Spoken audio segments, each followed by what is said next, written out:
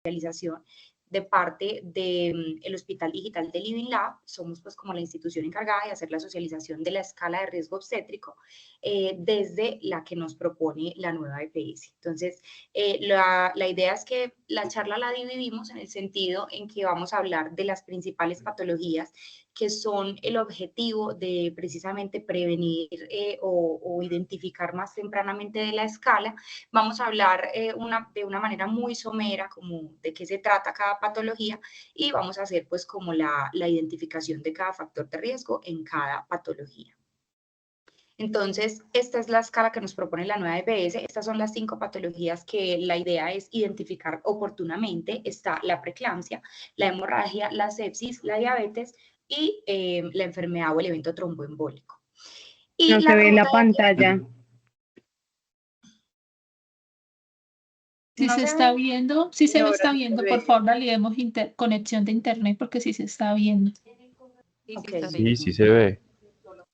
Ah, bueno, gracias. Bueno, entonces vamos a ver que la escala tiene una estrategia de semaforización y cada factor va a venir con un color. El color rojo significa riesgo muy alto y un solo factor de este color ya va a indicar que la paciente debe ser remitida a una unidad de materno-fetal. El siguiente color va a ser el color naranjado. Este nos va a determinar cuáles son los factores de riesgo alto. Con 2 factores va para materno-fetal y con un factor va para ginecología. El color amarillo es el riesgo moderado. Con 2 factores va para ginecología y con un factor sería igual que el riesgo bajo, que son las que tienen el seguimiento normal por médico general y tienen sus 2 visitas por ginecología según las GPC. Bueno, entonces vamos a empezar. La primera patología de la que queremos hablar es de los trastornos hipertensivos. Entonces, simplemente como a manera de abrebocas y de recorderis, la preeclampsia es una patología que es heterogénea, ¿cierto? Sabemos que tiene un amplio espectro de manifestaciones y que tiene una etiología también muy amplia, ¿cierto? O sea, tiene factores genéticos, epigenéticos, ambientales, nutricionales y de patologías, comorbilidades que puede tener la paciente, que todo eso afecta y empeora pues como esta patología. Entonces, finalmente sabemos que lo que ocurre es una enfermedad puramente placentaria en su principal etiología, que lo que afecta es esa invasión de las arterias en espiral del trofoblasto y que finalmente es lo que va a generar la alteración placentaria. Entonces, aquí pues como esta ilustración más o menos nos dice qué es lo que afecta a la preeclampsia, como la placenta no logra hacer un adecuado transporte de oxígeno y nutrientes, entonces vamos a tener complicaciones en el bebé, por lo general alteraciones en el crecimiento,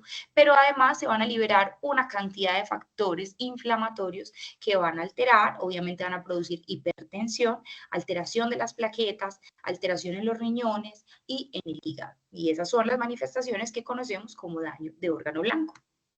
Entonces, primero la definición de hipertensión en embarazada, recordemos que es una sistólica mayor o igual a 140 y diastólica mayor o igual a 90 y que estos valores deben ser sostenidos por lo menos por 4 horas en 2 tomas diferentes, ¿cierto?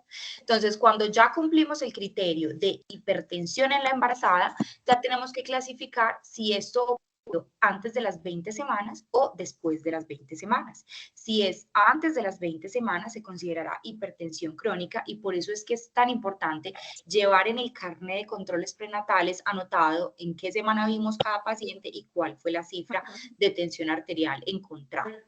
Si es después de la semana 20, ya ahí tenemos que empezar a clasificar entre si es hipertensión gestacional o preeclampsia, ¿cierto? ¿De qué va a depender? Si hay o no afectación de órgano blanco y proteinuria. Si no tengo ninguna de las dos, vamos a tener hipertensión gestacional, pero si tenemos alguna de las dos, será preeclampsia. Y si tenemos daño de órgano blanco, ya será una preeclampsia grave. Pero también existe la hipertensión crónica que se convierte en preeclampsia sobreagregada, siendo la hipertensión crónica un factor de riesgo muy alto, y ese por ahorita lo vamos a ver en la escala, que es de color rojo. Entonces, solo para recordar también, la proteinuria finalmente es esa que cuando el riñón deja pasar las proteínas, entonces se puede identificar tanto por un análisis, por relación o por proteinuria en 24 horas. Finalmente, la que ya más usamos es la relación proteinuria-creatinuria, porque pues la de 24 horas y la relación tienen exactamente el mismo rendimiento y la proteinuria en 24 horas en realidad es demasiado engorrosa para las pacientes y nos puede retrasar el diagnóstico.